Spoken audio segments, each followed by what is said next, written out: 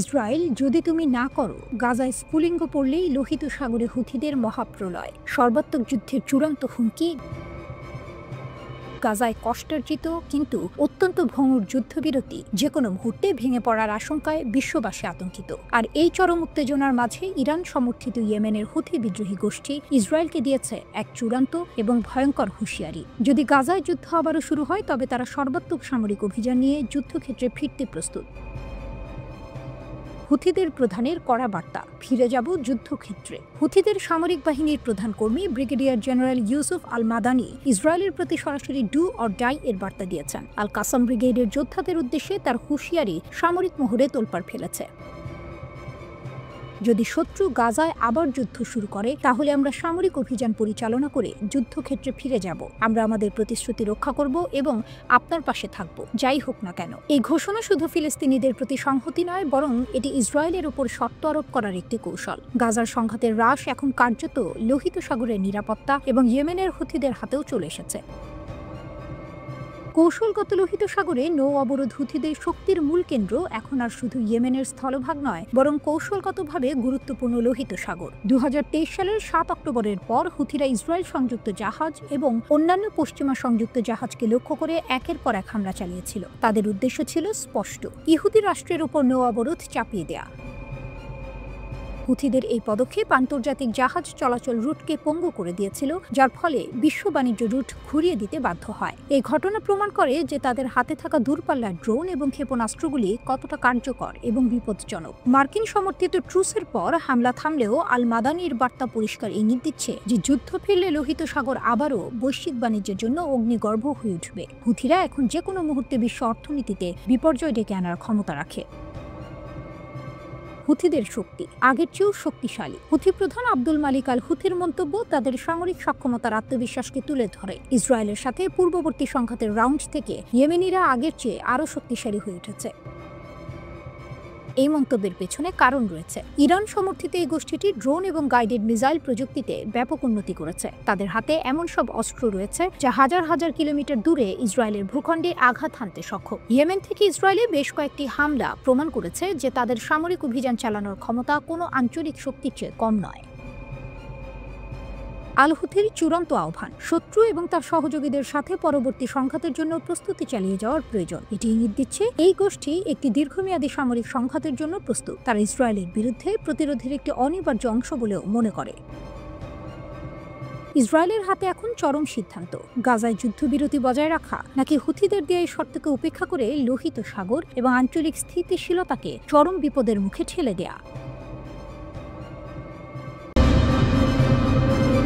যুদ্ধের দামামা, ইসরায়েলি সেনা শিবিরে বিরাট ক্ষয়ক্ষতি। হিজবুল্লাহর ঘাঁটিতে 40টি ক্ষেপণাস্ত্র, লেবানন সীমান্তে মহাপ্রলয় আসন্ন। লেবাননের প্রতিরোধ আন্দোলন হিজবুল্লাহর বিরুদ্ধে একটি সর্বাত্মক যুদ্ধের আশঙ্কা যত বাড়ছে, ততই ইসরায়েলি সামরিক ঘাঁটির ভেতরের সংকট প্রকাশ্যে আসছে। নতুন করে যুদ্ধ শুরু হওয়ার আশঙ্কায় ইসরায়েলি সেনাবাহিনীতে দেখা দিয়েছে তীব্র ক্ষয়ক্ষতি ও সেনা ঘাটতি। অন্যদিকে লেবাননের মাটিতে ইসরায়েলের চাপিয়ে দেয়া এক চরম দাবি প্রত্যাখ্যান হওয়ার পরপরই সীমান্তে শুরু হয়েছে বিমান হামলার মহড়া। ইসরায়েলি সেনা শিবিরে 12,000 সৈন্যের ঘাটতি। YNET নিউজ জানিয়েছে, ইসরায়েলি সামরিক বাহিনী তাদের পদমর্যাদার এই ঘাটতি মোকাবিলায় মরিয়া হয়ে উঠেছে। তারা জরুরি ভিত্তিতে 12,000 সৈন্য নিয়োগের পরিকল্পনা করছে, যার মধ্যে সম্মুখ সমরের জন্য প্রস্তুত 7,000 যুদ্ধ ইউনিট সৈন্য অন্তর্ভুক্ত। ইসরায়েলি সেনাবাহিনীর একজন জ্যেষ্ঠ কর্মকর্তা সতর্ক করেছেন যে 2027 সালের মধ্যে এই কর্মী সংখ্যা আরও উল্লেখযোগ্যভাবে হ্রাস পাবে। তিনি আরও জানান, সামরিক বাহিনীকে এখন দীর্ঘমেয়াদের পরিষেবা এবং সংরক্ষিত দায়িত্বের বিশাল বৃদ্ধির জন্য প্রস্তুত থাকতে হবে। এই তথ্য স্পষ্ট করে দিল যে তেল আবিব হিজবুল্লাহর সাথে শুধু একটি ছোটখাটো সংঘাত নয়, বরং একটি দীর্ঘ ও তীব্র আঞ্চলিক যুদ্ধের জন্য মানসিকভাবে প্রস্তুত হচ্ছে, যদিও তাদের অভ্যন্তরে তীব্র মানব সম্পদ সংকট রয়েছে। লেবাননের না, ইসরায়েলের চাপে পিছু হটতে নারাজ বৈরুত। পরিস্থিতি আরও উত্তপ্ত হয় যখন ইসরায়েল লেবাননের সেনাবাহিনীর ওপর চাপ সৃষ্টি করে যে তারা যেন দক্ষিণ লেবাননে হিজবুল্লাহর অস্ত্রের জন্য বাড়ি বাড়ি অভিযান চালায়। তবে রয়টার্স জানিয়েছে যে লেবাননের কর্মকর্তারা এই অনুরোধটি দৃঢ়ভাবে প্রত্যাখ্যান করেছেন।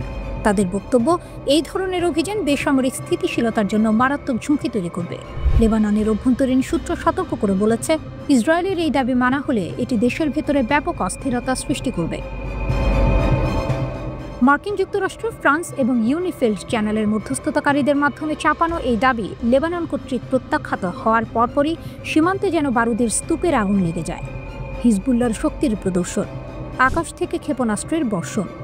লেবাননের এই বিদ্রোহের পর দক্ষিণ ও পূর্ব লেবানন জুড়ে ইসরায়েলি বিমান হামলা তীব্রতর হয়। লেবাননের সরকারি সংবাদ সংস্থা এনএনএ জানিয়েছে, ইসরায়েল প্রায় 20টি বিমান হামলা চালিয়েছে এবং 40টি আকাশ থেকে ভূমিতে নিক্ষেপযোগ্য ক্ষেপণাস্ত্র নিক্ষেপ করেছে। এই বিশাল আকারের হামলায় লেবাননের নিরাপত্তা সূত্র নিশ্চিত করেছে যে সারাফান বাইসারি এলাকায় একটি লক্ষ্যবস্তু ড্রোন হামলায় হিজবুল্লাহর স্থানীয় কমান্ডার সামির আলী ফাকি নিহত হয়েছেন। একজন কমান্ডারকে লক্ষ্য করে 40টি ক্ষেপণাস্ত্রের ব্যবহার এটাই প্রমাণ করে যে হিজবুল্লাহর সামরিক শক্তি এবং উপস্থিতি ইসরায়েলের কাছে কতটা বড় মাথা ব্যথার কারণ। হিজবুল্লাহর রাজনৈতিক শাখা এই হামলার মুখেও তাদের অবস্থান থেকে এক চুলও সরতে রাজি নয়। তারা স্পষ্ট জানিয়েছে তাদের অস্ত্রগুলি ভবিষ্যতের হুমকির বিরুদ্ধে লেবাননকে রক্ষা করার জন্য কেন্দ্রবিন্দুতে থাকবে। আঞ্চলিক পর্যবেক্ষকরা সতর্ক করেছেন যে যদি কূটনৈতিক প্রচেষ্টা ব্যর্থ হয় তবে এই সীমান্ত সংঘাত শীঘ্রই একটি বড় আকারের যুদ্ধে রূপ নিতে পারে, যার প্রভাব সমগ্র মধ্যপ্রাচ্যে ছড়িয়ে পড়বে।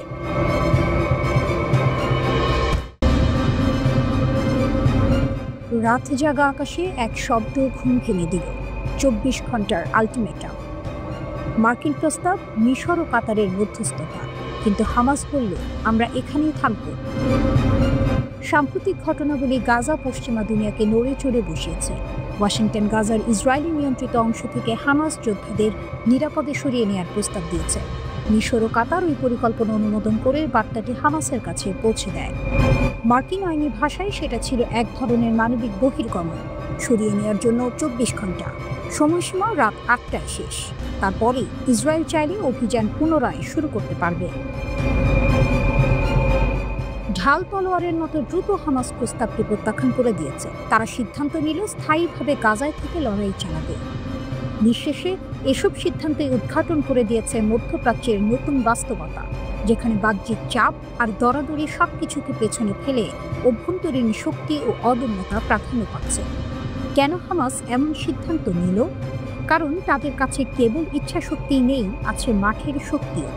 গাজার ভূগর্ভস্থ টানেলগুলো, হাজারো সুসংগঠিত যোদ্ধা, স্বল্প দূরত্বের রকেট ও ক্লান্তিকর অবরোধের বিরুদ্ধে জনগণের একাকিত্ব, এসবই তাদের শক্তি। আইডিএফের একজন জ্যেষ্ঠ কর্মকর্তা জানিয়েছেন, খান ইউনিসের কাছে এখনও টানেলে কয়েক ডজন ভয়ঙ্কর যোদ্ধা লুকিয়ে আছে। তারা টানেল থেকেই বেরিয়ে আচমকা আঘাত করতে সক্ষম, আর এটা ইসরায়েলের কাছে বড় সেই ঝুঁকি। টানেল ব্যবস্থায় হামাসের কৌশল পুরনো নয়, বরং পরীক্ষিত। সম্প্রতি অভিযোগ উঠেছে, একটি সুড়ঙ্গ থেকে বেরিয়ে হামাসের যোদ্ধারা একজন আইডিএফ সৈন্যকে হত্যা করেছে। আইডিএফ তার যুদ্ধবিরতি লঙ্ঘন হিসেবে অভিহিত করে এবং প্রতিশোধে প্রায় 20টি বিমান হামলা চালায়। এ কারণে আবেগ চড়েছে এবং বৈরিতা নতুন করে জ্বলে উঠেছে। এমন পরিস্থিতিতে হামাসের প্রত্যাখ্যান কেবল কৌশলগত নয়, এটি রাজনৈতিক ও নৈতিক দাবি। তারা বলছে সরার মানে আত্মসমর্পণ। গাজার জনগণ তাদেরই লড়াকু শক্তির আস্থা কেন্দ্র। এছাড়াও তারা জানে যে যারা চলে যাবে তাদের পুনর্বাসন নেই। গাজায় উপস্থিত থেকে যুদ্ধ ও রাজনীতি দুটোতেই অংশগ্রহণ করাই তাদের কৌশল। অপরদিকে ইসরায়েলের উচ্চপদস্থ রাজনৈতিক ও সামরিক নেতারা দৃঢ় প্রতিশ্রুতি দিয়েছেন, যদি হামাস সিজ ফায়ার ভাঙে তারা শক্তিশালী মোকাবিলায় জবাব দেবেন। মার্কিন প্রেসিডেন্টও ইসরায়েলের পাশে রয়েছে। তিনি বলছেন, হামাসের আচার আচরণ কতটা গ্রহণযোগ্য তাও দেখুন। এই সব মিলিয়ে যুদ্ধবিরতি এখন ভঙ্গুর। ফিলিস্তিনি প্রতিরোধ আন্দোলন হামাস সতর্ক করে বলেছে, যুদ্ধবিরতি চুক্তি লঙ্ঘন করে ইসরায়েল গাজায় আগ্রাসন চালিয়ে যাচ্ছে, আর এই অবস্থায় তারা নীরব থাকবে না। একই সঙ্গে চলমান এই আগ্রাসনের জন্য দখলদার ইসরায়েল ও যুক্তরাষ্ট্রকে দায়ী করেছে সশস্ত্র সংগঠনটি। সংবাদ মাধ্যম আল মায়াদিন বলছে, হামাস নিশ্চিত করেছে যে প্রতিরোধ বাহিনী ইসরায়েলকে নতুন কোনো হুমকি চাপিয়ে দেবে না। সংবাদ মাধ্যম আল মায়াদিন বলছে, হামাস নিশ্চিত করেছে যে প্রতিরোধ বাহিনী ইসরায়েলকে নতুন কোনো হুমকি চাপিয়ে দিতে দেবে না। সংগঠনটি সতর্ক করে দিয়েছে, সাম্প্রতিক হামলাগুলো গাজা যুদ্ধবিরতি চুক্তির মারাত্মক লঙ্ঘন।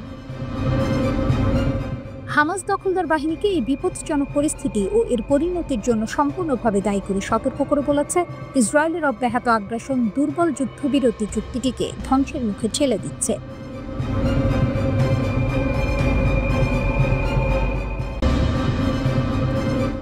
যুদ্ধ যদি আসে ইসরায়েল হারবেই, ইরানের হুঁশিয়ারি। তেহরান যেন আবারও আগুনে দাঁড়িয়ে ঘোষণা দিল, আমরা আলোচনায় বসব, কিন্তু আত্মসমর্পণ নয়। ইরানের পররাষ্ট্রমন্ত্রী আব্বাস আরাকচি আল জাজিরাকে দেয়া এক সাক্ষাৎকারে এমন এক বার্তা দিয়েছেন যা কাঁপিয়ে দিয়েছে ওয়াশিংটন ও তেল আভিভকে। তিনি স্পষ্ট করে বলেন, আমরা আমাদের পারমাণবিক কর্মসূচি নিয়ে আলোচনায় প্রস্তুত, কিন্তু ক্ষেপণাস্ত্র কর্মসূচি কোনোভাবেই আলোচনার বিষয় নয়। কেউ যদি নিজের অস্ত্র হস্তান্তর করে তা হবে বোকামি। আরাকচির কণ্ঠে যেন ঝরে পড়ছিল ইরানের আত্মবিশ্বাসের আগুন। 12 দিনের রক্তক্ষয়ী যুদ্ধের পরও তেহরান আজ অবিচল, দৃঢ় আর যুদ্ধের জন্য প্রস্তুত। তিনি বলেন, আমরা ইহুদিবাদী সরকারের কাছ থেকে শত্রুতাপূর্ণ আচরণ আশা করছি। ইরান সব স্তরে প্রস্তুতির শীর্ষে রয়েছে। ভবিষ্যতের যে কোনো যুদ্ধে ইসরায়েল আরও একবার পরাজয়ের স্বাদ পাবে। এই এক বাক্যেই যেন কেঁপে উঠল মধ্যপ্রাচ্য। ইসরায়েল যেখানে ভেবেছিল ইরানের আকাশকে দগ্ধ করে ফেলবে, সেখানে ইরান জানিয়ে দিল যুদ্ধ তাদের ভয় দেখাতে পারে না, বরং আরও প্রস্তুত করে তোলে। আরাকচি বলেন, সাম্প্রতিক যুদ্ধে আমরা আমাদের ক্ষেপণাস্ত্র বাস্তব যুদ্ধে পরীক্ষা করেছি। ইসরায়েল যদি আবার আক্রমণ চালায় তার ফল হবে ভয়াবহ। এই মন্তব্যের পেছনে রয়েছে জুন মাসের সেই অভূতপূর্ব হামলার স্মৃতি, যখন ইসরায়েল যুক্তরাষ্ট্রের সহায়তায় ইরানের 3টি গুরুত্বপূর্ণ পারমাণবিক স্থাপনায় ফোর্দো, নাতানজ ও ইস্পাহান বোমা বর্ষণ করেছিল। 12 দিনের সে যুদ্ধে বহু বিজ্ঞানী নিহত হন, আর আন্তর্জাতিক সম্প্রদায় থমকে তাকিয়েছিল মধ্যপ্রাচ্যের দিকে। কিন্তু আজ সেই তেহরানই বলছে, আমরা ধ্বংস হইনি। আরাকচির ভাষায়, পারমাণবিক উপকরণ ধ্বংসস্তূপের নিচে চাপা পড়ে আছে, কিন্তু সেগুলো অন্য কোথাও সরানো হয়নি। আমাদের ভবন ও যন্ত্রপাতি ক্ষতিগ্রস্ত, কিন্তু প্রযুক্তি অক্ষত। একই সঙ্গে ইরান জানিয়ে দিয়েছে 2015 সালের পরমাণু চুক্তি JCPOA এখন অতীত। 18 অক্টোবর মেয়াদ শেষ হতেই তেহরান ঘোষণা করে তারা আর এই চুক্তির কোনো শর্তে আবদ্ধ নয়।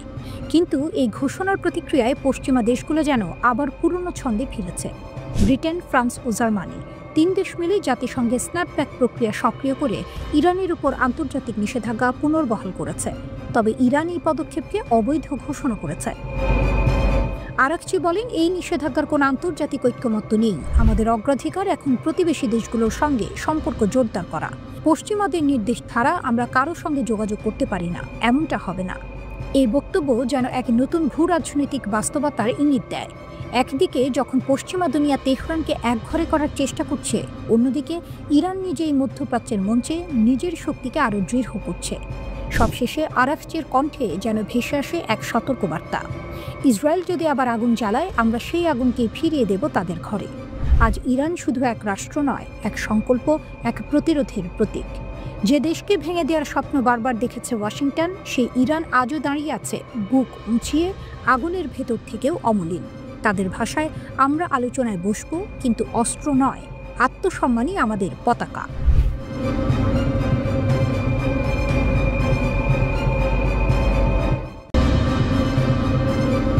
তেল ও সিংহাসনের দ্বৈরথ, খোমেনির ছায়া পেরিয়ে খামেনি, ট্রাম্পের চোখে কি কেবলই কালো সোনা? মধ্যপ্রাচ্যের এই খেলাটা পুরনো। এ যেন ফুটবলের মাঠে বারবার ফিরে আসা এক ক্লাসিক ডার্বি, ওয়াশিংটন বনাম তেহরান। পৃথিবী কাঁপানো কালো সোনা বা জ্বালানি তেল আলোচনার কেন্দ্রে। মার্কিন প্রেসিডেন্ট ডোনাল্ড ট্রাম্পের সাম্প্রতিক বাকযুদ্ধ তেহরানের দিকে তাক করা এক কঠিন ক্রস।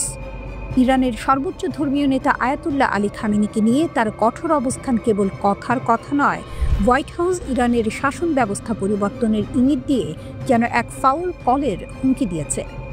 ইসরায়েলকে নিরাপত্তা দেওয়ার নামে মধ্যপ্রাচ্য জুড়ে ট্রাম্পের প্রভাব বিস্তারের আকাঙ্ক্ষা স্পষ্ট, আর এই ক্ষেত্রে ইরানকে দমিয়ে রাখা তার প্রধান কৌশলগত লক্ষ্য। ইরানের 3টি পারমাণবিক কেন্দ্রে বোমা হামলা চালানোর নির্দেশনা দেওয়ার পর ট্রাম্পের মন্তব্য ছিল, শাসন ব্যবস্থার পরিবর্তন শব্দটি ব্যবহার করা রাজনৈতিকভাবে সঠিক নয়। তবে বর্তমান ইরানি শাসন ব্যবস্থার যদি দেশটিকে সঠিক পথে নিয়ে যেতে ব্যর্থ হয়, তাহলে কেন শাসন ব্যবস্থার পরিবর্তন হবে না? কিন্তু খামেনিকে সরাতে কেন মরিয়া ট্রাম্প? উত্তরটা লুকিয়ে আছে 60 বছর আগের এক বিশ্বাসঘাতকতার ইতিহাসে। এই প্রশ্নের উত্তর খুঁজতে আমাদের ফিরে যেতে হবে 1953 সালের তেহরানের উত্তপ্ত রাজপথে। তখন গণতান্ত্রিকভাবে নির্বাচিত প্রধানমন্ত্রী মোহাম্মদ মোসাদ্দেক ইরানের জ্বালানি তেল জাতীয়করণের ঘোষণা দিয়েছিলেন। এটি ছিল ব্রিটিশ ঔপনিবেশ শক্তির জন্য এক লাল কার্ড। ব্রিটিশ সরকার যুক্তরাষ্ট্রের CIA-এর সহযোগিতায় এক অভ্যুত্থান ঘটিয়ে মোসাদ্দেকের পতন ঘটায়। এরপর ক্ষমতায় আসেন মোহাম্মদ রেজা পাহলভির নেতৃত্বাধীন শাহ সরকার, যা ছিল পশ্চিমা সমর্থিত পুতুল সরকার। এর ফলে ইরানের জ্বালানি খাত আবারও পশ্চিমাদের নিয়ন্ত্রণে চলে যায়। মোসাদ্দেকের পতন ছিল ইরানের স্বাধীনতা ও সার্বভৌমত্বের ওপর এক গভীর ক্ষত। কিন্তু ইতিহাস পুনরাবৃত্তি হলো না। 1979 সালে রেজা পাহলভির একনায়কতন্ত্রের বিরুদ্ধে ইরানিরা গর্জে ওঠে। ব্যবসা খাতে পশ্চিমাদের প্রভাব মেনে নিতে না পেরে শুরু হয় ইসলামী বিপ্লব। কঠোর আন্দোলনের মুখে শাহ দেশ ছেড়ে পালাতে বাধ্য হন এবং এখানেই খেলার মোড় ঘুরে যায়। ক্ষমতায় আসেন আয়াতুল্লাহ রুহুল্লাহ খোমেনি। খোমেনির নেতৃত্বাধীন ইসলামী প্রজাতন্ত্র প্রতিষ্ঠা হওয়ার পর পশ্চিমারা আর ইরানে নিজেদের সুবিধা আদায় করতে পারেনি। 1979 সালের এই বিপ্লব ছিল পশ্চিমের জাল ছিন্ন করার চূড়ান্ত মুহূর্ত। ইরানের শক্তির নতুন মানচিত্র। বর্তমানে ট্রাম্পের ক্রোধের কারণটি স্পষ্ট। ইরানের দ্বিতীয় ও বর্তমান সর্বোচ্চ নেতা আয়াতুল্লাহ আলী খামেনির সাথেও যুক্তরাষ্ট্র সম্পর্ক গড়ে তুলতে ব্যর্থ হয়েছে। ইরানের তেলের বাজার এখন চীন ও রাশিয়ার সাথে সম্প্রসারিত হচ্ছে, যা হোয়াইট হাউসের জন্য অসহনীয়। ইরানের শক্তি এখন কেবল তার বিপুল জ্বালানি ভাণ্ডারে সীমাবদ্ধ নয়, তার আসল শক্তি আঞ্চলিক প্রভাব। লেবানন থেকে ইয়েমেন পর্যন্ত তেহরানের বিস্তৃত সামরিক ও রাজনৈতিক প্রভাব মার্কিন মধ্যপ্রাচ্য নীতির জন্য বড় চ্যালেঞ্জ। অর্থনৈতিক নমনীয়তা। পশ্চিমা নিষেধাজ্ঞা সত্ত্বেও চীন ও রাশিয়ার মতো বড় অর্থনৈতিক শক্তির সাথে ইরানের তেলের বাণিজ্য বজায় রাখা। ট্রাম্পের ষড়যন্ত্র ব্যর্থ হয়েছে কিনা সে প্রশ্ন থেকেই যায়। কিন্তু 1953 সালের সেই অভ্যুত্থানের পুনরাবৃত্তি করতে চাইলে ট্রাম্পকে বুঝতে হবে এটি 1979 সালের পরের ইরান, যা নিজের কালো সোনার উপর থেকে পশ্চিমাদের হাত সরিয়ে রাখতে শিখেছে। জ্বালানি তেলের লোভ ট্রাম্পকে তাড়া করে বেড়াচ্ছে, তবে খামেনির ইরানের জাল ছিন্ন করা মোটেও সহজ হবে না।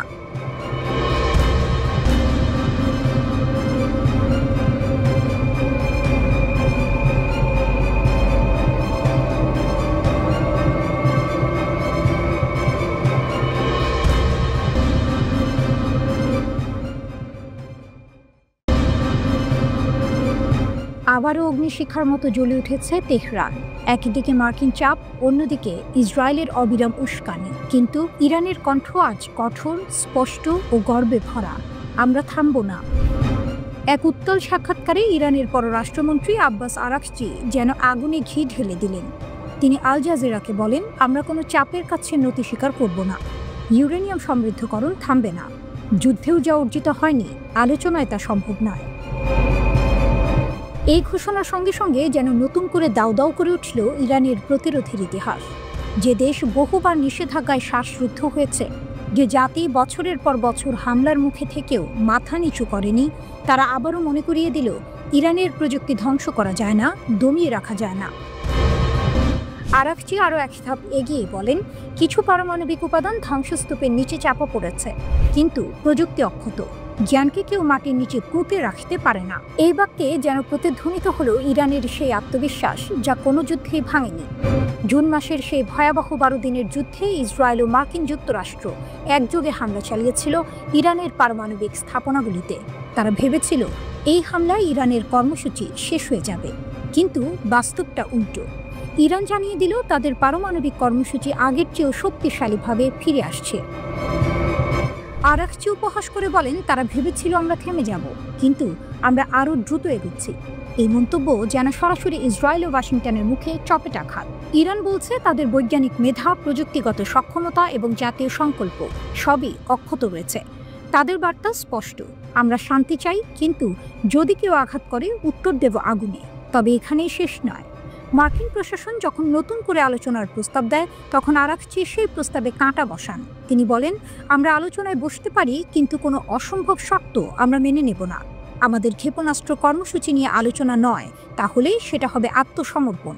এই মন্তব্যে প্রকাশ পেল ইরানের কৌশলগত দৃঢ়তা। তারা জানে মার্কিন যুক্তরাষ্ট্র চায় ইরানের প্রতিরক্ষা শক্তিকে দুর্বল করতে, কিন্তু তেহরান তার হাতের অস্ত্র কখনো ছাড়বে না। সম্প্রতি যুক্তরাজ্য, ফ্রান্স ও জার্মানি, এই 3 ইউরোপীয় দেশ আবারও পুরনো নিষেধাজ্ঞা ফিরিয়ে এনেছে। কিন্তু তাতে ইরানের অবস্থান বদলায়নি। তেহরান বলছে তাদের পারমাণবিক কর্মসূচি সম্পূর্ণ বেসামরিক, বিদ্যুৎ উৎপাদন ও বৈজ্ঞানিক গবেষণার জন্য। তাদের কোনো পারমাণবিক বোমা তৈরির পরিকল্পনা নেই। তবুও পশ্চিম দুনিয়া যেন এই কথা বিশ্বাস করতে চায় না। আর সেখানেই ইরানের বার্তা, বিশ্বাস না করলে শক্তি দিয়েই বোঝাবো। আজ ইরান কেবল এক দেশ নয়, এক প্রতীক, প্রতিরোধের, আত্মসম্মানের আর এক অপরাজেয় আত্মার প্রতীক। যুদ্ধ, নিষেধাজ্ঞা, হত্যা চেষ্টা কিছুই থামাতে পারেনি এই জাতিকে। তারা আবারও ঘোষণা করেছে চাপ নয়, প্রতিরোধই আমাদের উত্তর। ইরান আবারও প্রমাণ করল বোমায় ভবন ভাঙা যায়, কিন্তু জাতির মনোবল নয়।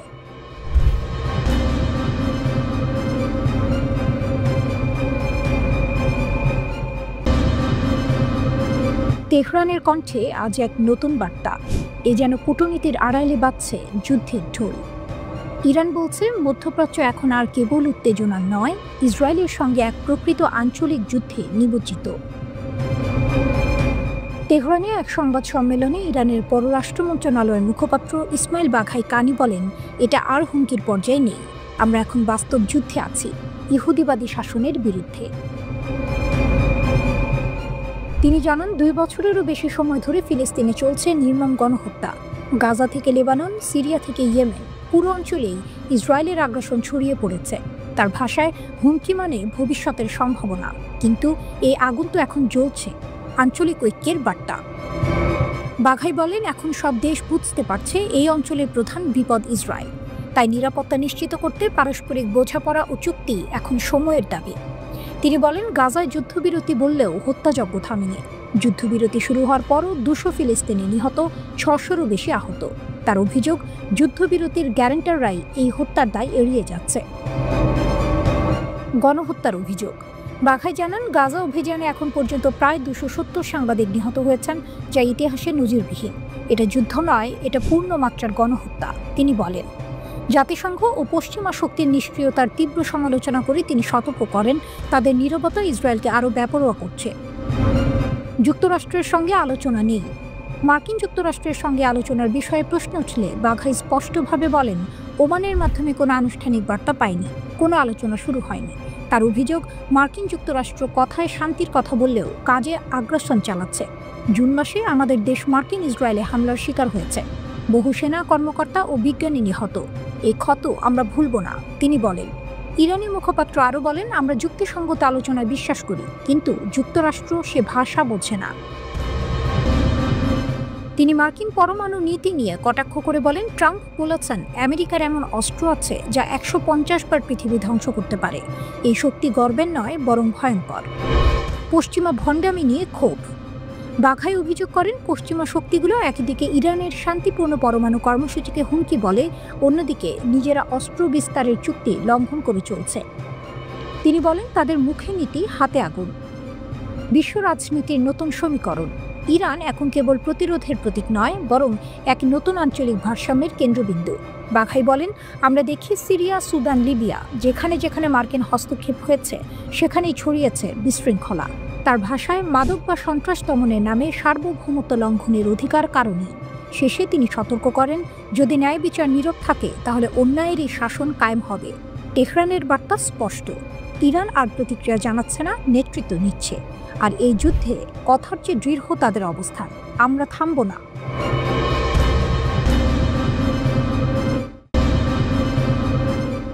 মধ্যপ্রাচ্যের ভূ রাজনীতিতে এখন চলছে ঐতিহাসিক ক্ল্যাশ। এক প্রান্তে ইসরায়েল ও তার পশ্চিমা মিত্ররা, হাতে নিষেধাজ্ঞার ফ্ল্যাগ। অন্য প্রান্তে তেহরানের দুর্গে প্রবেশ করেছে প্রাচ্যের 2 শক্তি, চীন ও রাশিয়া। এ যেন স্নায়ু যুদ্ধের রিম্যাচ নয়, বরং নতুন এক ট্রাই জংশন এর জন্ম। ইরানকে কোণঠাসা করার জন্য ইসরায়েল ও পশ্চিমা বিশ্ব যখন মরিয়া, তখনই তেহরান থেকে ভেসে এলো এক শক্তি প্রদর্শনের সংকেত। সর্বোচ্চ ধর্মীয় নেতা আয়াতুল্লাহ আলী খামেনির জ্যেষ্ঠ উপদেষ্টা আলী আকবর বেলায়েত স্পষ্ট জানিয়ে দিলেন, ইরান এখন আর একা নয়। চীনের রাষ্ট্রদূতের সাথে বৈঠকে তিনি ঘোষণা করেছেন, মস্কো, বেইজিং ও তেহরান নতুন বিশ্ব ব্যবস্থা গঠনে গুরুত্বপূর্ণ ভূমিকা পালন করছে। তার কথায়, ইরান ও চীনের সম্পর্ক ঐতিহাসিক ভিত্তি, অভিন্ন স্বার্থ ও রাজনৈতিক স্বাধীনতার উপর প্রতিষ্ঠিত। এই বার্তা কেবল কূটনৈতিক সৌজন্য নয়, এটি পশ্চিমা আধিপত্যের বিরুদ্ধে এক খোলামেলা চ্যালেঞ্জ। ইসরায়েল ও যুক্তরাষ্ট্রের সবচেয়ে বড় উদ্বেগের কারণ কি? উত্তরটা দুটি দীর্ঘমেয়াদী চুক্তিতে। এক, চীনের ২৫ বছরের কৌশলগত চুক্তি। ২০২২ এই চুক্তির মাধ্যমে ইরান বাণিজ্যিক ও প্রতিরক্ষা সহ বিভিন্ন খাতে চীনের কাছ থেকে বিপুল সহযোগিতা পাবে। তেল ও গ্যাসের বিনিময়ে চীন ইরানের অবকাঠামোতে বিনিয়োগ করবে, যা মার্কিন নিষেধাজ্ঞাগুলোকে অকার্যকর করে দিতে পারে। তেল ও গ্যাসের বিনিময়ে চীন ইরানের অবকাঠামোগুলোতে বিনিয়োগ করবে, যা মার্কিন নিষেধাজ্ঞাগুলোকে অকার্যকর করে দিতে পারে। ২, রাশিয়ার সাথে ২০ বছরের চুক্তি। প্রেসিডেন্ট পুতিনের সাথে এই চুক্তিতে তেহরান ও মস্কোর সম্পর্ক সামরিক খাতে নতুন উচ্চতায় পৌঁছেছে। সবচেয়ে বড় গেম চেঞ্জার হল রাশিয়া ইরানকে ৪৮টি সুখোই Su-35 মাল্টিরোল যুদ্ধবিমান দিতে চলেছে। যখন ইউরোপের ট্রয়ি, ফ্রান্স, জার্মানি, যুক্তরাজ্য এবং যুক্তরাষ্ট্র জাতিসংঘের মাধ্যমে ইরানের ওপর বাণিজ্যিকভাবে চাপ সৃষ্টি করছে, তখন এই চুক্তিগুলো যেন ইরানের হাতে প্রতিরোধের বর্ম তুলে দিল। যুদ্ধবিমান ও বিশ্ব ব্যবস্থার পালাবদল। পশ্চিমারা যখন ইরানকে পারমাণবিক ইস্যুতে আলোচনার টেবিলে আনার জন্য নিষেধাজ্ঞা জারি করছে, তখন চীন ও রাশিয়া ইরানকে নিষেধাজ্ঞা এড়িয়ে যাওয়ার পথ এবং সামরিক শক্তি বৃদ্ধির রসদ জুগিয়ে চলেছে। ইরান ও রাশিয়ার সম্মিলিত শক্তি। ইরানের ক্ষমতা, আঞ্চলিক প্রভাব, নিজস্ব ক্ষেপণাস্ত্র ও ড্রোন প্রযুক্তির বিকাশ এবং দীর্ঘমেয়াদী পশ্চিমা চাপ সহ্য করার ক্ষমতা। রাশিয়ার ক্ষমতা, সামরিক প্রযুক্তি, পারমাণবিক সহায়তা এবং আন্তর্জাতিক ফোরামে ইরানের ঢাল হিসেবে কাজ করা। বিশেষজ্ঞরা বলছেন, ইরানকে Su-35 যুদ্ধবিমান দেয়া মানে মধ্যপ্রাচ্যে ক্ষমতার ভারসাম্যে বড় পরিবর্তন আনা। ইরানের প্রতিরক্ষা শক্তি বহুলাংশে জোরদার হবে, যা ইসরায়েলের বিমান শ্রেষ্ঠত্বকে কঠিন চ্যালেঞ্জের মুখে ফেলবে। পশ্চিমাদের স্বপ্ন ছিল ইরানকে কোণঠাসা করে রাখা, কিন্তু মস্কো ও বেইজিংয়ের আগমন সেই খেলার মাঠটাই বদলে দিয়েছে। ইরান এখন আর বিচ্ছিন্ন নয়, সে এখন বহুমেরু বিশিষ্ট নতুন বিশ্ব ব্যবস্থার কেন্দ্রে দাঁড়িয়ে থাকা এক গুরুত্বপূর্ণ খেলোয়াড়। বেলায়েতে যেমনটা বলেছেন, আঞ্চলিক ও বৈশ্বিক উন্নয়নের জন্য তিন পক্ষের সহযোগিতা আরও সম্প্রসারণ করতে হবে। এটি কেবল একটি জোট নয়, এটি পশ্চিমা আধিপত্যের বিরুদ্ধে একটি পাল্টা রণনীতি। পশ্চিমারা কি মধ্যপ্রাচ্যে তাদের প্রভাব ধরে রাখতে পারবে, নাকি এই প্রাচ্যের গ্র্যান্ড অ্যালায়েন্স এক নতুন যুগের সূচনা করবে?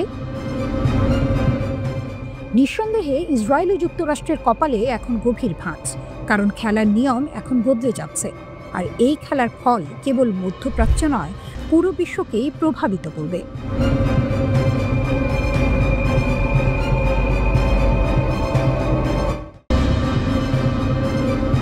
শুধুমাত্র সময়ের ব্যাপার। আবারও কি জ্বলে উঠছে ইরান ইসরায়েল যুদ্ধের আগুন? মধ্যপ্রাচ্যের আকাশ আবারও ভারী, বাতাসে যুদ্ধের গন্ধ। বিশ্লেষকরা বলছেন, এটা কেবল সময়ের ব্যাপার। নতুন এক বিস্ফোরক প্রতিবেদন ছুড়ে দিয়েছে নিউ ইয়র্ক টাইমস। দাবি, ইরানের হাতে এখন 11টি পারমাণবিক বোমা তৈরির মতো ইউরেনিয়াম আছে, যে প্রমাণে কেঁপে উঠেছে ওয়াশিংটন, আতঙ্কে দুলছে তেল আবিব। আর তবুও প্রেসিডেন্ট ডোনাল্ড ট্রাম্পের কণ্ঠে গর্ব, আমরা ইরানের পরমাণু কর্মসূচি সম্পূর্ণ ধ্বংস করেছি। তিনি বলেন, অপারেশন মিডনাইট হ্যামারে 7টি B-2 বোমারু বিমান উড়েছিল, 14টি বোমা পড়েছিল ইরানের গোপন স্থাপনায়, সব ধ্বংস। কিন্তু বাস্তব বলছে অন্য কথা। কয়েক মাস পরেই নিউ ইয়র্ক টাইমস জানায়, ইরানের পারমাণবিক স্থাপনাগুলো এখনও টিকে আছে। মার্কিন ও ইসরায়েলের হামলায় ক্ষতিগ্রস্ত হলেও ইরানের মূল ইউরেনিয়াম মজুদ বেঁচে আছে। একই সঙ্গে রহস্য আরও ঘনীভূত হয়েছে। কোথায় লুকিয়ে আছে সেই প্রাণঘাতী ভাণ্ডার? ইসরায়েল বলছে, ইরান সেগুলো সরিয়ে নিয়েছে গোপন স্থানে। তেহরান বলছে সব ধ্বংস হয়েছে, কিন্তু গোয়েন্দারা বলছেন, ইরানের পাহাড়ের নিচে গড়ে উঠছে নতুন এক কেন্দ্র, পিকাক্স মাউন্টেন। সেখানে চলছে 24 ঘন্টা সমৃদ্ধকরণের কাজ। বিদ্যুৎ, লোহার শব্দ, যন্ত্রের গর্জন, সব মিলিয়ে প্রস্তুত হচ্ছে এক নতুন শক্তি। ইরান আন্তর্জাতিক পরিদর্শকদের প্রবেশাধিকার দিচ্ছে না, বিশ্ব তাকিয়ে আছে, আর তেহরান নীরবে কাজ করছে। ফলে তৈরি হয়েছে এক বিপজ্জনক অচলাবস্থা। কোনো আলোচনা নেই, নেই কোনো তদারকি, শুধু আছে ভয়, রোষ আর অপেক্ষা। গালফের দেশগুলো এখন ঘুমাতে পারছে না। সৌদি আরব ও মিশর আমেরিকার দ্বারে দ্বারে ঘুরছে। তাদের আশঙ্কা, ইসরায়েল শিগগিরই আবার আঘাত হানবে। আর ইরান যদি প্রতিশোধ নেয়, তবে সেই আগুন ছড়িয়ে পড়বে মরুভূমি জুড়ে। ইরানের ক্ষেপণাস্ত্র কারখানাগুলো আজ নিদ্রাহীন। রাতভর কাজ করছে হাজার ইঞ্জিনিয়ার।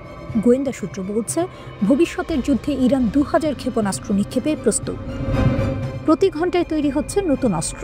ইরানের পররাষ্ট্রমন্ত্রী ইতিমধ্যেই সতর্ক করেছেন, ইসরায়েল যদি আবার ভুল করে তার ফল হবে ভয়াবহ। এদিকে ইরানের ভেতরেও দ্বন্দ্ব বাড়ছে।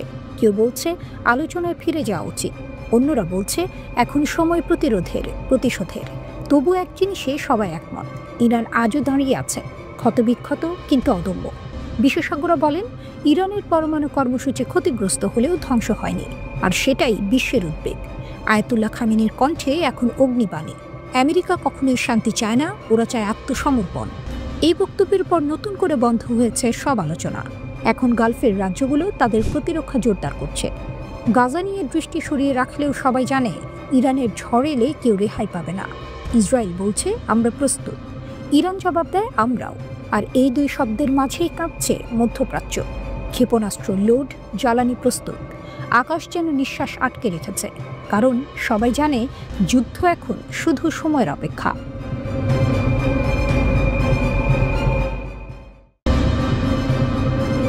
পশ্চিমের আকাশে এখন ঘন মেঘ। পারস্য উপসাগরীয় দেশটির এক সামরিক নেতার ঘোষণা যেন সেই মেঘে বিদ্যুতের ঝলকানি। ইরানের মাটি এখন সম্পূর্ণ নিরাপদ।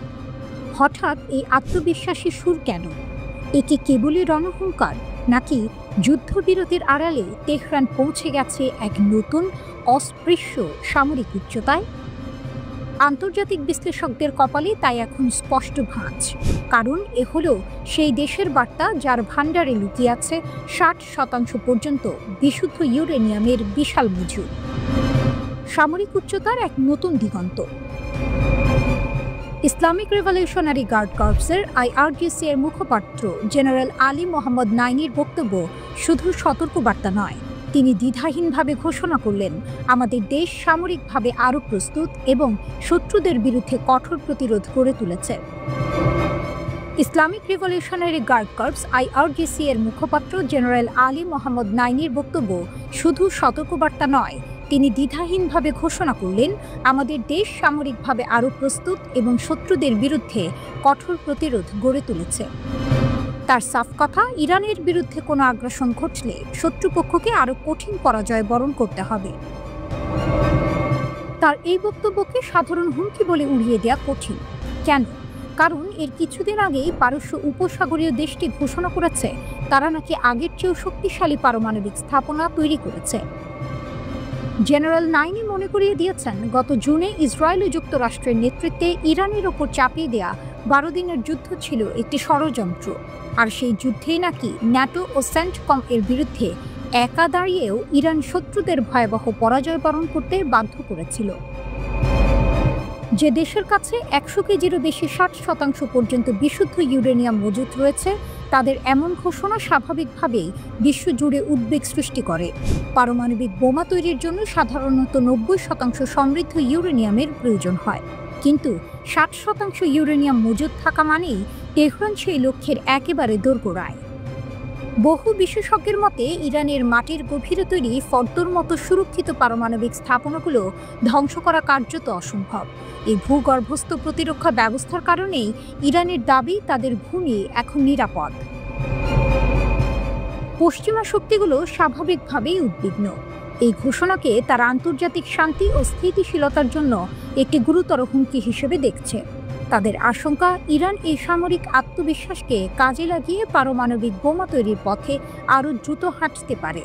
যদিও ইরান বরাবরই তাদের পারমাণবিক কর্মসূচিকে শান্তিপূর্ণ উদ্দেশ্যপ্রণোদিত বলে দাবি করে, তবে 60% ইউরেনিয়ামের মজুত এবং নতুন করে সামরিক উচ্চতার ঘোষণা কূটনৈতিক টেবিলে নতুন করে চাপ সৃষ্টি করেছে। প্রশ্ন হলো, যুদ্ধবিরতির এই নীরব সময়ে ইরান কি সত্যিই সেই সামরিক গভীরতা অর্জন করেছে যেখানে পশ্চিমা শক্তির আঘাত পৌঁছানো কার্যত অসম্ভব, নাকি এটি কেবলই মনোবলে চিড়ি ধরানো এক কৌশল? ইসরায়েলি হামলায় ক্ষতিগ্রস্ত পারমাণবিক স্থাপনাগুলো পুনর্গঠনের ঘোষণা দিয়েছে ইরান। ইরানের পারমাণবিক শক্তি সংস্থা পরিদর্শনের সময় দেশটির প্রেসিডেন্ট মাসুদ পেজেশকিয়ান জানান, এসব স্থাপনা আগের চেয়েও বেশি শক্তিশালীভাবে পুনর্নির্মাণ করা হবে। তিনি আরও বলেন, ইরানের কখনোই পারমাণবিক অস্ত্র অর্জনের ইচ্ছা ছিল না, এখনও নেই। প্রেসিডেন্ট পারমাণবিক স্থাপনাগুলোর সর্বশেষ অবস্থা সম্পর্কে ব্রিফিং গ্রহণ করেন। তিনি সতর্ক করে বলেন, কোনো স্থাপনা ধ্বংস হলেও ইরান পিছু হটবে না, কারণ ইরানি বিজ্ঞানীরা প্রয়োজনীয় সকল জ্ঞান ও দক্ষতা অর্জন করে রেখেছেন।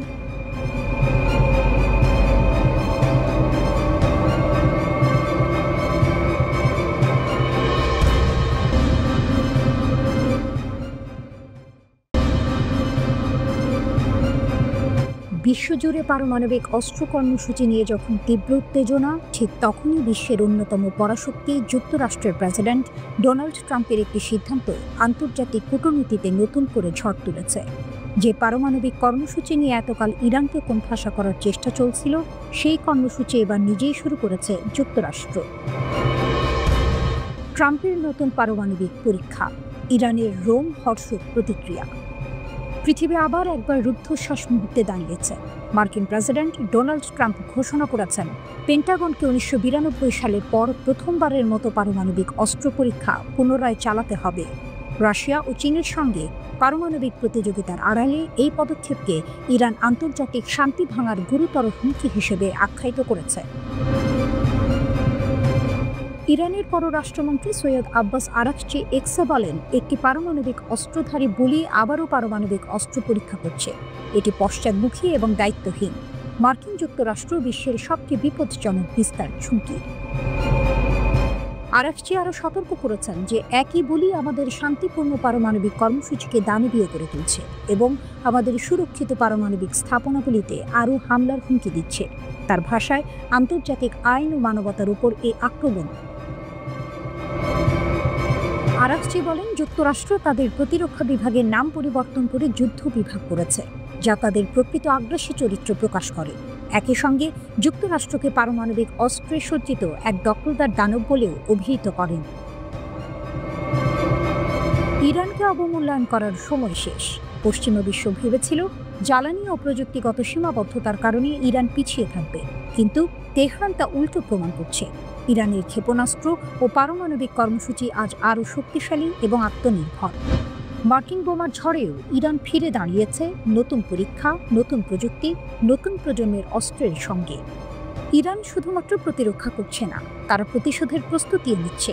জুন মাসে ইসরায়েলের সঙ্গে চলা 12 দিনের যুদ্ধে মার্কিন বাহিনী তাদের পারমাণবিক স্থাপনাগুলিতে হামলা চালিয়েছিল। তারপর ইরান স্থির থেকে গেছে। তারা স্পষ্ট করে দিয়েছে যে শান্তিপূর্ণ পারমাণবিক ক্ষমতার চর্চা বন্ধ করা হবে না। বিশেষজ্ঞরা বলছেন, ইরান এখন নিজের শক্তি ছাপিয়ে আন্তর্জাতিক মঞ্চে নতুন নকশা আনছে। পূর্ববর্তী নিষেধাজ্ঞা, বোমা হামলা বা আন্তর্জাতিক চাপ কিছুই তাদের থামাতে পারেনি, বরং এসবই ইরানকে আরও আত্মনির্ভর এবং শক্তিশালী করেছে। বিশ্বের কাছে ইরানের বার্তা স্পষ্ট, তারা একমাত্র প্রতিরক্ষা করছে না, তারা প্রতিসাম্য বজায় রাখার ক্ষমতা দেখাচ্ছে। এই পরিস্থিতি নতুন করে পারমাণবিক প্রতিযোগিতার উত্তেজনা ছড়াচ্ছে। মার্কিন যুক্তরাষ্ট্র পারমাণবিক পরীক্ষা পুনরায় চালালে ইরানও তার প্রস্তুতি সম্পন্ন শক্তি প্রদর্শনের জন্য প্রস্তুত। আরাকচি আরও বলেন, দুনিয়াকে জবাবদিহি করতে হবে। এমন অস্ত্রের বিস্তার স্বাভাবিক করা মানে আন্তর্জাতিক শান্তি ও নিরাপত্তার জন্য বড় হুমকি। বার্তা স্পষ্ট, ইরান আর পিছিয়ে নেই। শেষ লাইনটি রোমহর্ষকভাবে বলে, বিশ্বের সবচেয়ে বিপজ্জনক পারমাণবিক শক্তি শুধুমাত্র মার্কিন যুক্তরাষ্ট্র নয়, তেহরানও এখন তার অস্ত্র শক্তির ছাপ দিয়ে দেখাচ্ছে যে তাকে হালকাভাবে নেওয়া যাবে না। পারমাণবিক শক্তি, আত্মনির্ভরতা এবং প্রস্তুতিশীলতা, ইরান এখন আন্তর্জাতিক মঞ্চের খেলার নিয়ম পরিবর্তন করছে।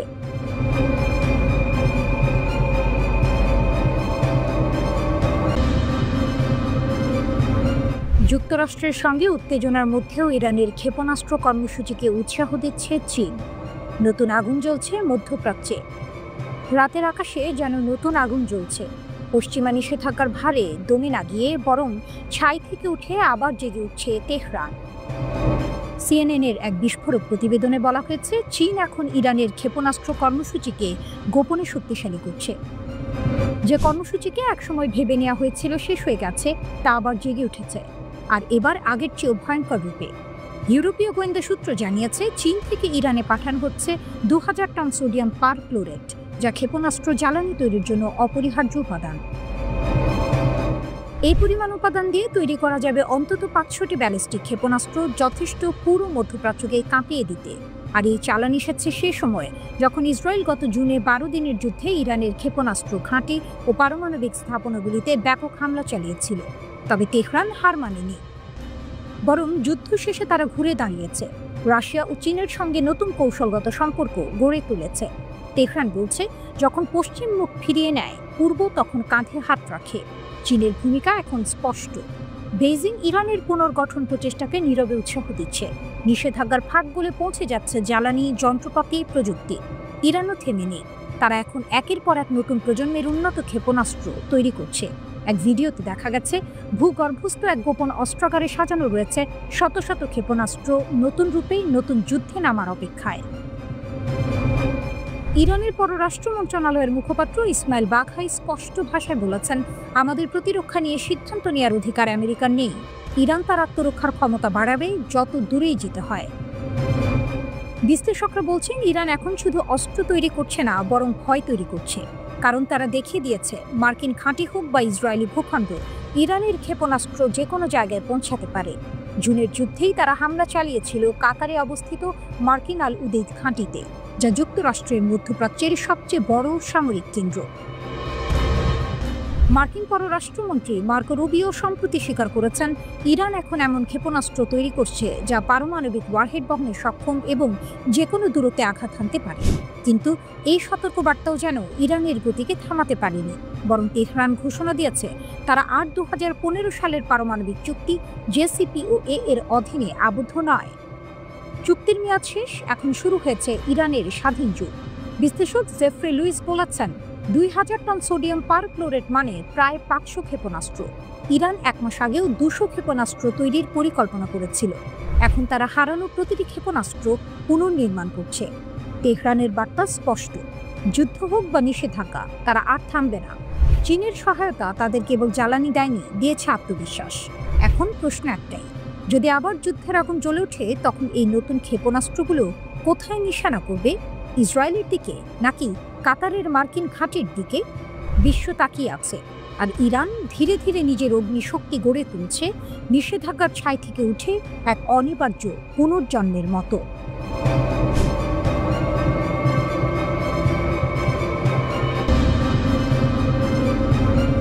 নেতানিয়াহুর পুরনো শত্রু ফিরে এসেছে, হিজবুল্লাহ নতুন শক্তিতে। বৈরুতের আকাশ এখন রহস্যের ধোঁয়ায় ঢাকা। হিজবুল্লাহ, যাকে কেউ শেষ হয়ে গেছে ভেবেছিল, আবার অস্ত্রের গর্জনে উঠে এসেছে। ইরানের নজরদারিতে এই গোপন পুনর্নির্মাণ চলছে নিঃশব্দে কিন্তু শক্তির সাথে। ইসরায়েল ইতিমধ্যেই লেবাননে 1000-এরও বেশি হামলা চালিয়েছে, কিন্তু হিজবুল্লাহর রহস্যময় পুনর্গঠন থামানো যায়নি। ক্ষেপণাস্ত্র, ড্রোন, কামান সবই নতুন করে মজুত হচ্ছে। কিছু অস্ত্র সিরিয়া এবং সমুদ্রপথে আসে, অন্যগুলি তৈরি হচ্ছে স্থানীয় কারখানায়। যুদ্ধবিরতির শর্ত সত্ত্বেও হিজবুল্লাহ নিরস্ত্রীকরণ থেকে পুনর্নির্মাণে স্থানান্তরিত হয়েছে। লেবাননের রাজনৈতিক দৃশ্যপটে উত্তপ্ত। রাষ্ট্রপতি জোসেফ আউন এবং প্রধানমন্ত্রী নওয়াফ সালাম পুরো দেশব্যাপী নিরস্ত্রীকরণ সমর্থন করেছেন, কিন্তু বাস্তবে অগ্রগতি শুধুমাত্র লিটানি নদীর দক্ষিণে সীমিত। হিজবুল্লাহ অন্যত্র শক্তিশালী এবং রাজনৈতিকভাবে প্রভাবশালী। দেশটি যেন সিঞ্চিত এক শ্বাসরুদ্ধ পরিস্থিতির মধ্যে, যেখানে কোনো ভুল পদক্ষেপ নতুন সংঘাতের আগুন জ্বালাতে পারে। হিজবুল্লাহ নেতা নাইম কাশেম স্পষ্ট বলেছেন, লেবানিজ সেনাবাহিনীর সঙ্গে সমন্বয় থাকা উচিত, কিন্তু গ্রুপকে নিরস্ত্র করার যে কোনো প্রচেষ্টা প্রতিরোধ করা হবে। এই বক্তব্য যেন ইঙ্গিত দিচ্ছে হিজবুল্লাহ থামবে না। আরব গোয়েন্দা সংস্থাগুলি বলছে, হিজবুল্লাহ এখন বিকেন্দ্রীভূত কাঠামোর দিকে ফিরে যাচ্ছে। 1980-এর দশকের মতো নতুন যোদ্ধাদের নিয়োগ, স্থানীয় শক্তি ব্যবহার এবং গোপন পরিকল্পনা সবই পুরনো কৌশলের পুনর্জন্ম। ভারী ক্ষতি সত্ত্বেও তারা বিশ্বাস করে ইরানের সমর্থনে পুনর্গঠিত হওয়া সম্ভব। হামাসও গাজায় একই পথে হাঁটছে। ট্রাম্পের যুদ্ধবিরতি পরিকল্পনার অধীনে তারা নিরস্ত্রীকরণে অস্বীকৃতি জানিয়েছে। দুই গোষ্ঠী মার খেয়েছে, কিন্তু রাজনৈতিকভাবে স্থিতিশীল এবং সামরিকভাবে সক্রিয়। প্রতিরোধের এই আয়না দেখাচ্ছে যে বল প্রয়োগ করে নিরস্ত্রীকরণ কার্যকর নয়। ইসরায়েলের আকাশে ড্রোন এখন ক্রমাগত উঠছে। 500-টিরও বেশি কামান হামলা হয়েছে বৈরুত এবং দক্ষিণে। 60,000 মানুষ এখনও বাস্তুচ্যুত। তহবিলের সংকটে পুনর্নির্মাণ স্থগিত। কিন্তু সব হতাশা সত্ত্বেও হিজবুল্লাহ শক্তিশালী, তাদের অস্ত্রাগার পুনর্গঠিত, তাদের রাজনৈতিক প্রভাব অটুট।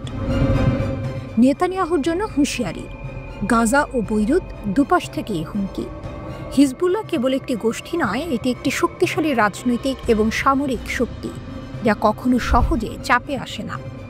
ইসরায়েলের আকাশে তার অস্ত্রের ঝড়, লেবাননের রাজনীতির ধোঁয়া এবং ইরানের নীরব সমর্থন, সব মিলিয়ে এখনও এক রোমাঞ্চকর খেলা। লেবাননের সশস্ত্র গোষ্ঠী হিজবুল্লাহর মহাসচিব শেখ নাঈম কাসেম বলেছেন, যুক্তরাষ্ট্র কোনো পক্ষপাতহীন মধ্যস্থতাকারী নয়, বরং তারা আগ্রাসন ও এর সম্প্রসারণকে সমর্থন করে। তিনি উল্লেখ করেন, লেবাননের প্রেসিডেন্ট জোসেফ আউন লেবানন সেনাবাহিনীকে ইসরায়েলকে মোকাবিলার নির্দেশ দিয়েছেন, যা জাতীয় দায়িত্ব পালনের প্রতিফলন। লেবাননের সাম্প্রতিক পরিস্থিতির প্রসঙ্গে শেখ কাসেম বলেন, যুক্তরাষ্ট্র মিথ্যাভাবে দাবি করছে যে তারা এই দেশের সমস্যা সমাধানের চেষ্টা করছে, কিন্তু প্রকৃতপক্ষে যুক্তরাষ্ট্র কোনো নিরপেক্ষ মধ্যস্থতাকারী নয়, বরং আগ্রাসনকে সমর্থন করে এবং তা লেবাননে ছড়িয়ে দিতে চায়। তিনি আরও বলেন, ভয় দেখিয়ে আমাদের অবস্থান বদলানো যাবে না। আমরা আত্মসমর্পণ বা পরাজয়ের পক্ষে নই এবং কখনো তা মেনে নেব না। হিজবুল্লাহ মহাসচিব বলেন, ইসরায়েল হয়তো কোনো এলাকা দখল করতে পারে, কিন্তু তারা লেবাননের ভূমি দীর্ঘস্থায়ীভাবে দখল করে রাখতে পারবে না। আমরা কারো কাছ থেকে নির্দেশ নিইনি এবং লেবাননকে শত্রুদের ইচ্ছামতো গড়া আমরা কখনোই মেনে নেব না।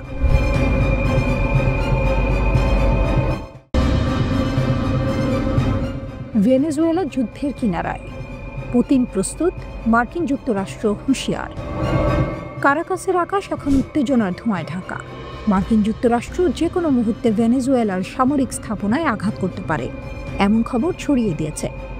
প্রতিরক্ষা ব্যবস্থা শক্তিশালী করার জন্য ভেনেজুয়েলার প্রেসিডেন্ট নিকোলাস মাদুরো ইতিমধ্যেই রাশিয়া, চীন ও ইরানের কাছে সাহায্যের আবেদন করেছেন। রাশিয়ার প্রেসিডেন্ট ভ্লাদিমির পুতিন যুদ্ধের জন্য প্রস্তুত এবং তিনি মাদুরোর সঙ্গে ঘনিষ্ঠ যোগাযোগে রয়েছেন। রাশিয়ার বিদেশ মন্ত্রণালয় জানিয়েছে, তারা কারাকাসের সঙ্গে নিয়মিত যোগাযোগে রয়েছে এবং যে কোনো হুমকির প্রতিক্রিয়ার জন্য প্রস্তুত। মাদুরো বলছেন, চেভেজের সময় কেনা সমস্ত ভারী অস্ত্র এখনও আমাদের হাতে রয়েছে। পুতিন, রাশিয়া, চীন এবং বিশ্বস্ত বন্ধুদের সাহায্যে ভেনেজুয়েলার শান্তি নিশ্চিত করার শক্তি আমাদের আছে। এই 10 সপ্তাহের ইম্পেরিয়াল হুমকির মধ্যেও আমরা শান্তিতে ধৈর্য নিয়ে আমাদের কাজ করেছি, তবে হঠাৎই উত্তেজনা বাড়ছে। মার্কিন যুক্তরাষ্ট্রের মিয়ামি হেরাল্ড জানিয়েছে, পরিকল্পিত আকাশ হামলা কয়েকদিনের মধ্যে বা এমনকি কয়েক ঘন্টার মধ্যেই হতে পারে। লক্ষ্য হবে মাদুরোর নেতৃত্বাধীন ড্রাগ দস্যু সংস্থার সামরিক স্থাপনাগুলো। কিন্তু প্রেস কনফারেন্সে ডোনাল্ড ট্রাম্প তা অস্বীকার করেছেন। এদিকে মাদুরো রাশিয়ার কাছে রাডার সিস্টেম, ক্ষেপণাস্ত্র, বিমান মেরামত এবং প্রতিরক্ষা হালনাগাদ করার অনুরোধ পাঠিয়েছেন। চীনের সঙ্গে সম্প্রসারণকৃত সামরিক সহযোগিতা এবং ইরানের কাছ থেকে ড্রোন, জিপিএস স্ক্র্যাম্বলিং এবং শনাক্তকরণ যন্ত্র চাওয়া হয়েছে। রাশিয়া অবশ্য শুধুই অস্ত্র সরবরাহ করছে না, তারা ইতোমধ্যেই ভেনেজুয়েলার তেল ও গ্যাসে কয়েক বিলিয়ন ডলারের বিনিয়োগ ধরে রেখেছে। মাদুরোর প্রধান সমর্থক হিসেবে রাশিয়ার ভূমিকা এখন নজরকাড়া। বিশ্লেষকরা বলছেন, পুতিনের জন্য যুক্তরাষ্ট্রের বাহিনী ক্যারিবিয়ানে স্থানান্তর ইউরোপে তার মনোযোগ বিভ্রান্ত করছে। যুক্তরাষ্ট্র ইতিমধ্যে ইউএসএস জেরাল্ড ফোর্ডকে ক্যারিবিয়ানে পাঠিয়েছে, আর রাশিয়ার সের্গে ল্যাভরভ মার্কিন উত্তেজনা বাড়ানোর চেষ্টা নিয়ে সতর্ক করেছেন। মাদুরো জানিয়েছেন, রাশিয়ার অস্ত্রের বেশিরভাগই এখন পুরনো বা কার্যকর নয়, তাই 3 বছরের প্রতিরক্ষা অর্থায়ন পরিকল্পনার জন্য রাশিয়ার রাষ্ট্রায়ত্ত প্রতিরক্ষা প্রতিষ্ঠান রোস্টেকের কাছে আবেদন করেছেন। যুদ্ধের আগুন ভেনেজুয়েলার আকাশে ঘনিয়ে আসছে। রাশিয়া, চীন এবং ইরান মিলে মাদুরোর শক্তি আরও বাড়িয়ে তুলছে। এই পরিস্থিতি শুধু ভেনেজুয়েলার জন্য নয়, আন্তর্জাতিক রাজনীতির মানচিত্রেও বড় ধাক্কা দিচ্ছে। মার্কিন যুক্তরাষ্ট্র, রাশিয়া, চীন ও ইরান 4 শক্তির ছায়ায় ভেনেজুয়েলা যেন এখন বিশ্বের নতুন উত্তেজনার কেন্দ্রবিন্দু। এখানে শুধু অস্ত্রের লড়াই নয়, রাজনৈতিক কূটনীতি, আন্তর্জাতিক হুমকি এবং শক্তির প্রতিযোগিতাও আছে। ইতিহাস সাক্ষী, যখন মহাশক্তিরা একসঙ্গে হুঁশিয়ারিতে আছেন, তখন ছোট দেশগুলো তাদের কৌশল এবং স্থিতিশীলতার মাধ্যমে নিজেকে রক্ষা করে। মাদুরো তা দেখাচ্ছেন। যুক্তরাষ্ট্রের প্রেসিডেন্ট ডোনাল্ড ট্রাম্প বলেছেন, তিনি ভেনেজুয়েলার ভেতরে আঘাত হানার বিষয়টি বিবেচনা করছেন না। ভেনেজুয়েলার উপকূলবর্তী দক্ষিণ ক্যারিবীয় সাগরে যুক্তরাষ্ট্রের সামরিক সমাবেশ জোরদার করার মধ্যে তিনি কথা বললেন। এটি তার নিজের মন্তব্যের বিপরীত, লিখেছে আল জাজিরা। যুক্তরাষ্ট্র দক্ষিণ ক্যারিবীয় সাগরে যুদ্ধবিমান, যুদ্ধজাহাজ ও কয়েক হাজার সেনা মোতায়েন করেছে। বিশ্বের বৃহত্তম যুদ্ধজাহাজ বিমানবাহী রণতরী ইউএসএস জেরাল্ড আর ফোর্ড দক্ষিণ ক্যারিবীয় সাগরের পথে আছে।